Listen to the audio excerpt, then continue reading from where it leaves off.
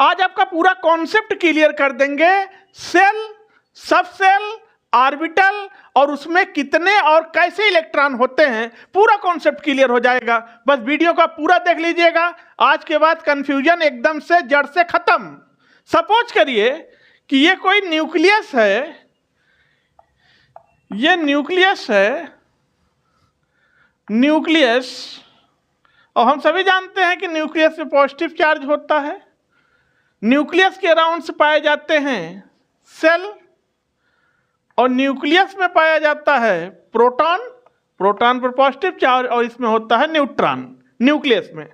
इसके अराउंड से ये सेल होते हैं। अब आप कहेंगे सर कितने सेल होते हैं, तो इसका आंसर होता है कि न्यूक्लियस के अराउंड इनफाइनाइट सेल्स होते हैं। कितने हो सकते हैं? इनफाइनाइट। लेकिन ये कुछ सेल्स हैं जो हम आपको बना के दिखाते हैं, क्योंकि आज के बाद आपके दिमाग में कोई भी कंफ्यूजन नहीं आना चाहिए। तो अब बहुत ध्यान से सुनिएगा।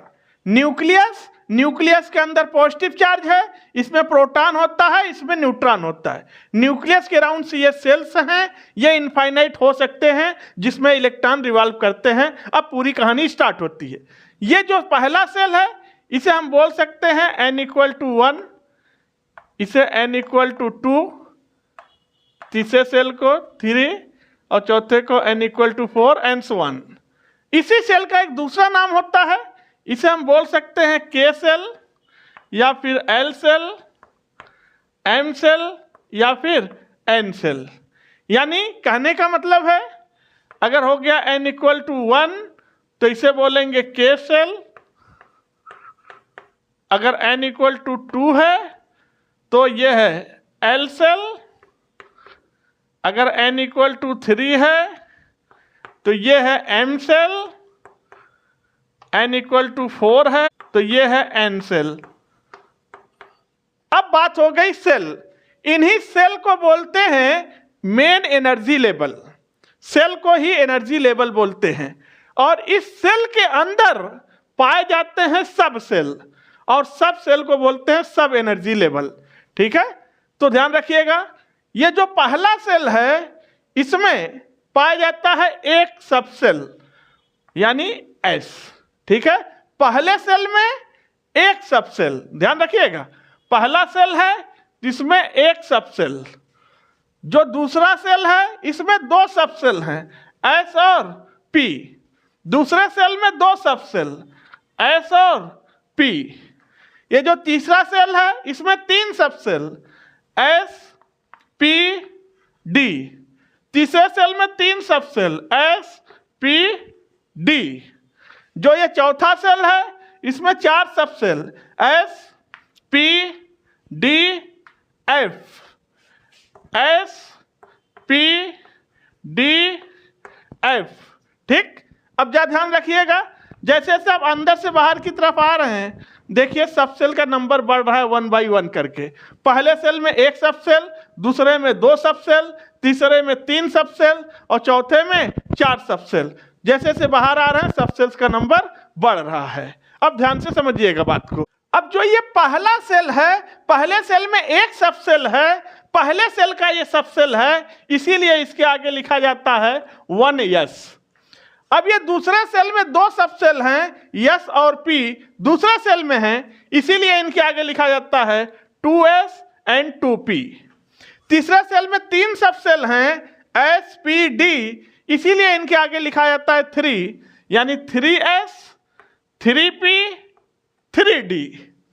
चौथे सेल में 4 सब सेल हैं, S, P, D, F चौथे सेल में हैं, इसीलिए इनके आगे लिखा जाता है 4s, 4p, 4d, 4f। Right, clear है? यहां तक की बात क्लियर है? तो अब आगे की बात देखिएगा। तो आपने सेल देखा, सब सेल देखा, अब ऑर्बिटल को देखिएगा। ऑर्बिटल 4 तरह के आपके पास सेल आए, S, P, D, F। S में होता है 1 ऑर्बिटल, D में होता है 5 ऑर्बिटल और F में होता है 7 ऑर्बिटल। और अगर इसमें इलेक्ट्रॉन की बात करें, इलेक्ट्रॉन की बात करें तो यस में एक ऑर्बिटल है, इसमें मैक्सिमम 2 इलेक्ट्रॉन होते हैं। पी में 3 ऑर्बिटल है, इसमें मैक्सिमम 6 इलेक्ट्रॉन होते हैं। डी में 5 ऑर्बिटल है, इसमें मैक्सिमम 10 इलेक्ट्रॉन रह सकते हैं। और एफ में 7 ऑर्बिटल है, इसमें मैक्सिमम 14 इलेक्ट्रॉन रहते हैं या रह सकते हैं। अब आपको किसी भी सेल में सबसेल निकालना है, ऑर्बिटल निकालना है, इलेक्ट्रॉन निकालना है, एक डायरेक्ट ट्रिक बता रहे हैं, डायरेक्ट निकल जाएगा आंसर। याद रखिएगा, अगर आपको निकालना हो कभी number of subcell in cell, तो उसके लिए फार्मूला होता है ट्रिक एन, यानी जितना सेल का नंबर होगा उसके अंदर उतना ही सबसेल होगा। पहला सेल है तो 1 सबसेल, दूसरा सेल है तो 2 सबसेल, तीसरा सेल है तो 3 सबसेल, चौथा सेल है तो 4 सबसेल। देखिएगा, पहले सेल में 1 सबसेल, दूसरे सेल में 2 सबसेल, तीसरे सेल में 3 सबसेल, चौथे सेल में 4 सबसेल, यानी जितना सेल का नंबर उसके अंदर उतना ही सबसेल। अब अगर आपको निकालना हो नंबर ऑफ ऑर्बिटल,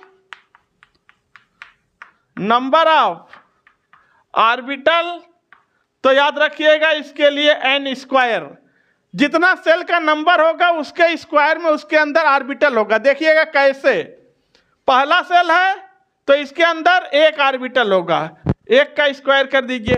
दूसरा सेल है तो इसमें 2 का स्क्वायर करिए तो कितना ऑर्बिटल होगा, 4। तीसरा सेल है तो 3 का स्क्वायर करिए, इसमें 9 ऑर्बिटल होगा।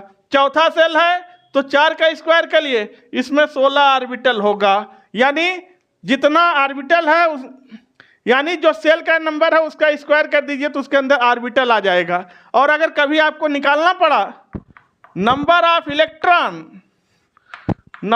इलेक्ट्रॉन, तो आप करिएगा 2n स्क्वायर, तो किसी भी सेल में कितने इलेक्ट्रॉन है तुरंत आ जाएगा। कैसे, ध्यान रखिएगा, ये पहला सेल है, पहले सेल में 2n स्क्वायर करिए तो कितना होगा, 2 इलेक्ट्रॉन होगा, 2 इलेक्ट्रॉन। दूसरा सेल 2 का स्क्वायर 4 दूनी 8, इसमें 8 इलेक्ट्रॉन होगा। तीसरा सेल 9 दूनी 18 इलेक्ट्रॉन होगा। चौथा सेल 4 दूनी 16 दूनी 32 इलेक्ट्रॉन होगा। तो इस तरह से सेल निकल गया, सबसेल निकल गया, ऑर्बिटल निकल गया, इलेक्ट्रॉन निकल गया किसी भी सेल में। अगर ये फार्मूले याद रखेंगे तो ट्रिक से आपके सारे क्वेश्चन के जवाब निकल जाएंगे। 4 सबसेल था, S, P, D और F। यस में होता है 1 ऑर्बिटल, P में होते हैं 3 डब्बे यानी 3 ऑर्बिटल, D में होते हैं 5 डब्बे मतलब ऑर्बिटल, 1 2 3 4 5। और F में होते हैं 7 डब्बे यानी 7 ऑर्बिटल, 1 2 3 4 5 6 7।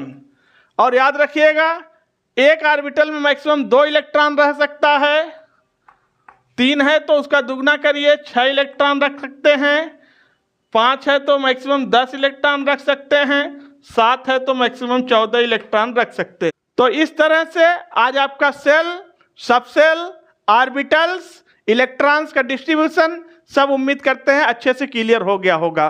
तो फिर आप लोग वीडियो को लाइक करिएगा, चैनल को सब्सक्राइब कर लीजिएगा, बेल आइकन प्रेस कर दीजिए। फिर आपसे मिलते हैं किसी नेक्स्ट वीडियो में, तब तक के लिए थैंक यू, धन्यवाद।